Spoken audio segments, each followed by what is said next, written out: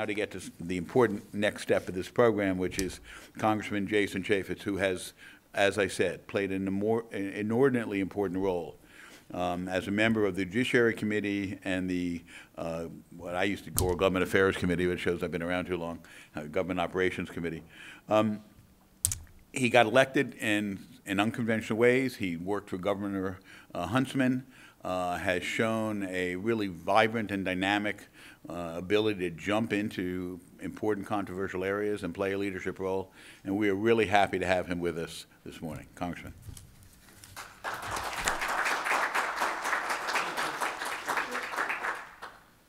Well, thank you. Good morning. I do appreciate it. I'm Jason Chaffetz. I'm here with Troy Stock, who's in the back, who's counsel that has interacted with you. And I really appreciate this organization. I appreciate Ed and the influence that he has. I know he's very important to members around here, and you're well represented, and so we appreciate the invitation today.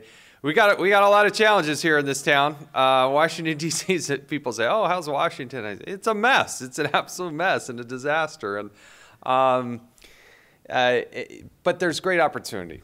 There is great opportunity. Now, one of the challenges, obviously, for this industry is education, because too many of my colleagues don't understand or appreciate how this fits into our economy, how it works. One of my favorite stories when I first got here, I was elected in 2008, so I really haven't been here too long. But when we first got here, there was an office, one of my colleagues who'd been here maybe a little too long, one of their staffers was bemoaning the idea because their office had just got a BlackBerry for the office. They weren't quite grasping how the BlackBerry might work, because they had one, and then the idea was if you went out, if you wanted to check it out, you could check it out and then take it with you, and they weren't quite grasping how this whole computer thing was really going to actually work, and how smartphones and other things were gonna change the world and help them. But anyway, that's what we're up against. And in fact, when we went into the SOPA fight, I really appreciate Daryl Issa.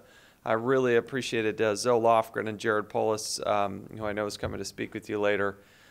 In a very bipartisan way, you know, there weren't very many of us there that decided to take on that fight.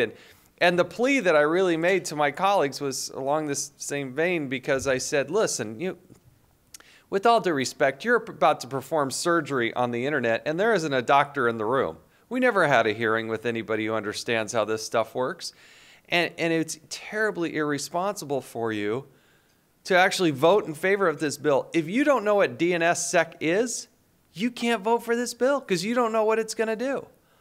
And it's time to bring in some nerds and actually understand how this is going to work and what it's actually going to do to your industry. And that sort of, I thought, caught some of their fancy and created a little bit of concern with people that, yeah, maybe we don't know exactly what we're doing with this. And obviously we had some good results. Now, it's not just about defeating things. We got to be very careful, because there is a proper role of government, and finding that balance, as Ed pointed out, is one of our collective challenges. So we have some bills up on the floor this week. Senator Wyden and I, reaching a bicameral, bipartisan way, have introduced a bill that I really would like you to look at. It has to do with geolocation. It has to do with the limitation of government to come in and watch and follow you based on your geolocation. I mean, every device these days seems to be embedded with some sort of GPS device. That doesn't mean law enforcement should just be able to watch you in perpetuity without probable cause. One of the themes that we're focused on is the Fourth Amendment, unreasonable search and seizure. And we have to find a careful balance there. And so Senator Wyden and I have joined together and looked at this piece of legislation. We have a hearing in the middle of May. This would prohibit, again, law enforcement to tracking people without a search warrant, but it would also prohibit somebody surreptitiously from across state lines following and tracking somebody. Imagine a spurned lover who's figured out how to remotely maybe turn on that iPad tracking, follow your phone or follow your iPad or whatever. These types of things we've got to have the law catch up on. We also, in the cybersecurity realm, There's 4 bills up this week, literally today and tomorrow. I'm helping Darrell Issa with the FSMA bill, which really allows government agencies to chat with each other and share some information together, which we think is would be a positive thing. We have to be able to figure out how to share this information with industry so that you know what's happening when these cyber attacks are coming from overseas. Our intelligence services are gathering all kinds of information, but at the same time, we're the United States of America, and we must be careful and vigilant in making sure that we don't overstep the bounds, that we don't have the NSA and others working domestically to tap into people's information. So those are important things. And the last thing, very briefly, I'll mention before we do whatever question and answer you'd like, that I've spent some considerable time on has to do with the immigration issue. Because as you're looking for talent and people and you're unable to fill some of those key jobs, and the law has to catch up with what we're doing. Now, I've advocated for a long time, hey, look, I want to lock down the border. I want to get tough on making sure that we secure the border. But I've also always argued that we have to fix legal immigration. If you don't fix legal immigration, you'll never, ever solve this problem. And so there's a way to do that. And I really do appreciate our leadership for allowing a young member to get in the middle of this fight. And we actually introduced and passed, not only out of the Judiciary Committee, but passed out of the House of Representatives, a Fairness for High-Skilled Immigrants bill. This bill gets rid of the per-country caps, and if you've been involved and engaged in this, the current law does not take into account proximity, size of country. None of those factors come into play. Basically, every country is limited with, there's 90 different visa categories. The limit is no more than 7% of any of those visas can go to somebody from a particular country. Pick any country. Well, we're obviously going to maybe have a few more people perhaps from India or China or something like that, as opposed to maybe Zambia or Switzerland. You know, some of these smaller countries that maybe don't produce the type of talent that in particular this industry needs in order to thrive. So we actually got that passed out of the House. It's sitting over the Senate, and hopefully they'll move on it at some point. But we have to pay attention to these issues as well. So with that, Ed, I'm happy to answer any questions you might have, as long as that's what you want to do. So.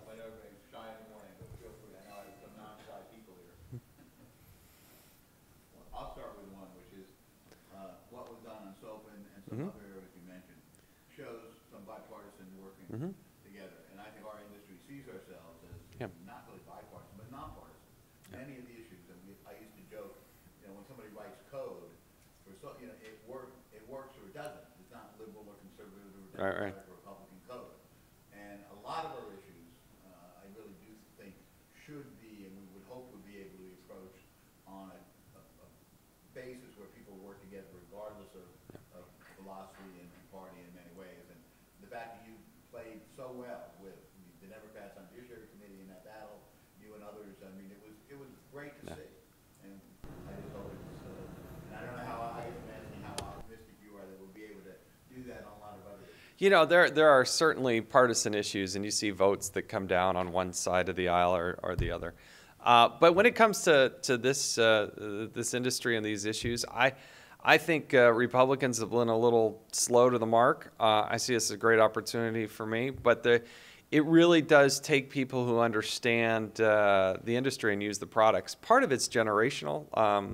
I mean, some of my colleagues just have not grown up in this, and I understand that. I respect that, but it's here to stay. It isn't going anywhere. I do appreciate the approach that Speaker Boehner's taken. Very beginning, as soon as he became the Speaker of the House, very swiftly appointed a cybersecurity task force. Speaker was kind enough to appoint me to that. Very grateful for that. Mac Thornberry is going to be very important on these issues moving forward. Those of you from Texas, he is the point person given his role on the Intelligence Committee and on Armed Services. He's the person that the Speaker has appointed there. But you point out, you're right, these things are bipartisan. This safety and security of our nation is not something that one party or the other owns. I think Republicans can do a better job of making sure that we don't intrude into people's personal space. I've been a real critic of the TSA, for instance, and what they're doing at the airport and how they're doing it. I don't think we need to be looking at people naked in order to secure an airplane, and I think there's a better, smarter way to do that. Again, at the end of the day, it's still a very small group of people. You're talking about 435 people in the House, and when you all divide up into committees and everything else, usually these discussions are with a group about a third of the size of this. And that's what's amazing to me. If I've learned something in just over 3 years that I've been here, so few people raised their hands and became engaged. But those that do make the world a difference. And what you're doing in terms of touching base with your own member of Congress is so important, I can't even tell you. They do listen to people who are in their own districts. They do listen to the letters and input. The staff that you interact with is invaluable. I cannot encourage you enough to continue to do that. And you're well represented. This industry and this organization is very well represented. The people that are up on Capitol Hill on a regular basis. It's got to keep happening. It's constant, and it's going to grow. The more pervasive technology becomes, the more imperative it's going to be to get out there and keep educating. Because like I said, 98% of the members, they have no idea. They have no idea how to, they have no idea. So,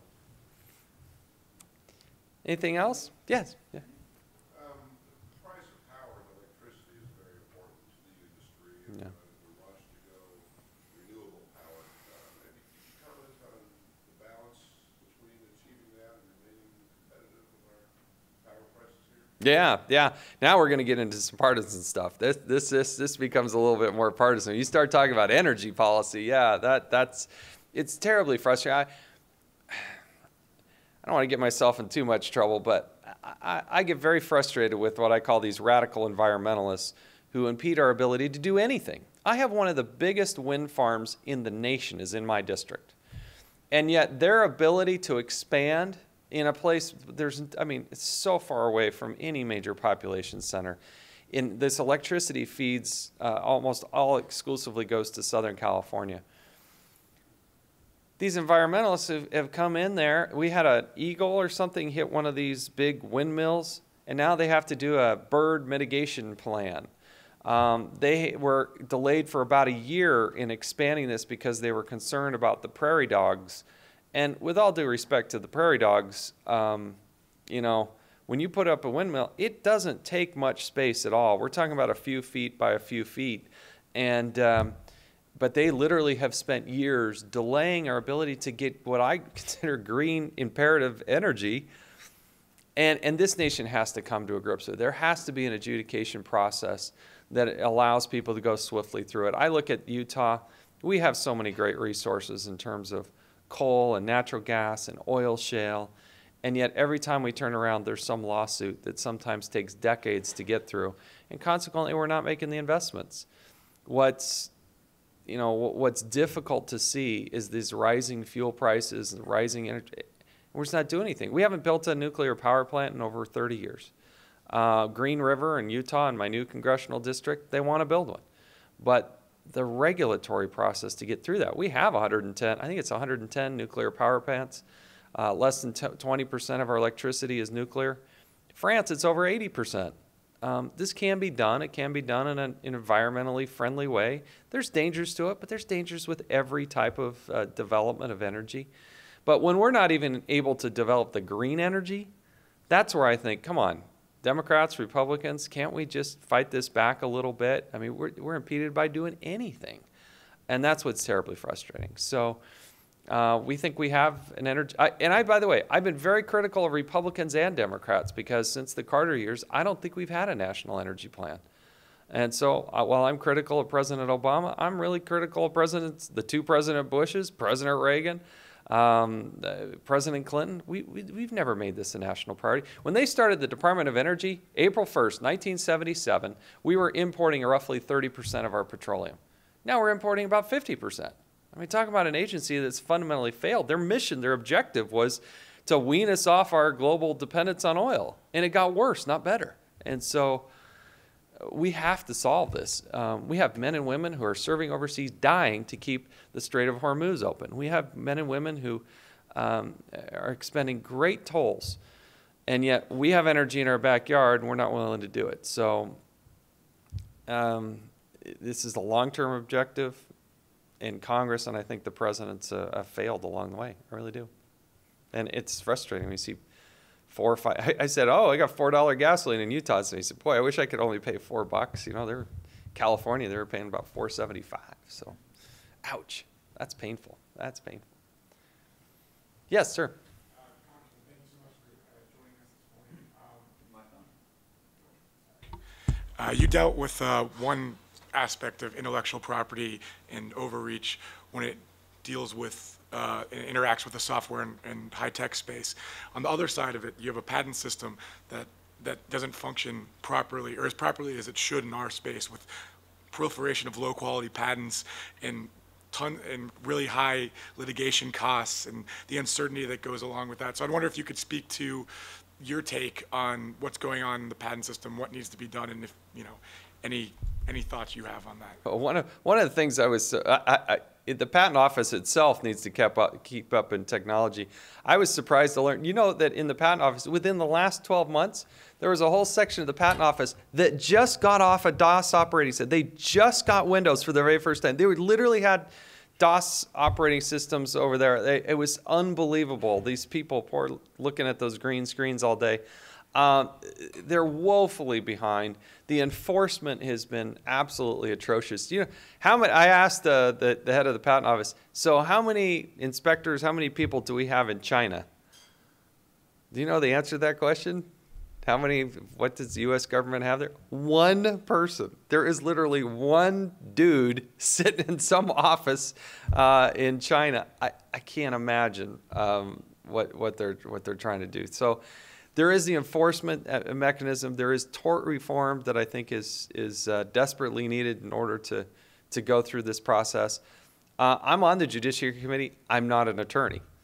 Now, usually that's applause line. Like when I talk at home about this stuff, they usually give me an applause line on that one. But it's funny, when I met with Speaker Boehner and we were talking about committee assignments, and the speaker said, well, what about judiciary? And I said, well, I'm not an attorney. And he said, exactly, that's why I want you to be on judiciary. So we need a few non-attorneys. But certainly the tort reform process is messed up.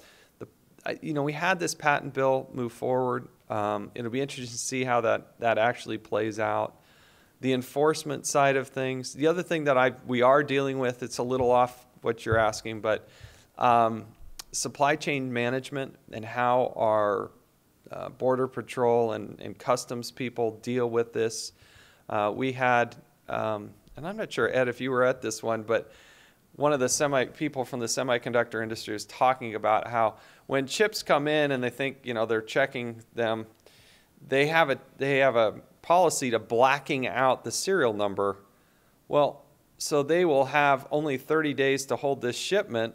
They will then call the company and say, you know, is this legitimate? And they say, well, we can't tell if we can't see the serial number. It's just, there is not this cohesiveness in understanding how we can work with the industry. And the supply chain management issue really affects the cybersecurity. We do have things that are being shipped or trying to be shipped into this country that are already embedded with surreptitiously being adapted moving forward. So the issues are plenty. If it was easy, I'm sure they would have tackled a long time ago. But I got to tell you, you know, myself and others, we're going to rely upon, you know, this group and this association and your input to say, hey, these are the problems. This is how we're going to clean it up. So I wish I had a good, sweet, simple answer for you, but it is a problem. It is definitely a problem. So I'm getting right near the finish line. We have a bill up on the floor And I have the very first amendment, and that markup starts there with Darrell Issa at 9 o'clock. So I'm getting near the finish line. Listen, thank you for your involvement and your participation. Keep doing it. I got to tell you, it is so... Congress has the ability of destroying your lives. So let's make sure that never, ever happens. But it takes a very proactive nature. I appreciate your participation in this. It really is valuable. What these people do up here makes all the difference in the world. So thanks for inviting me, and thanks for having me here. And I do appreciate it. So thank you. Thank you.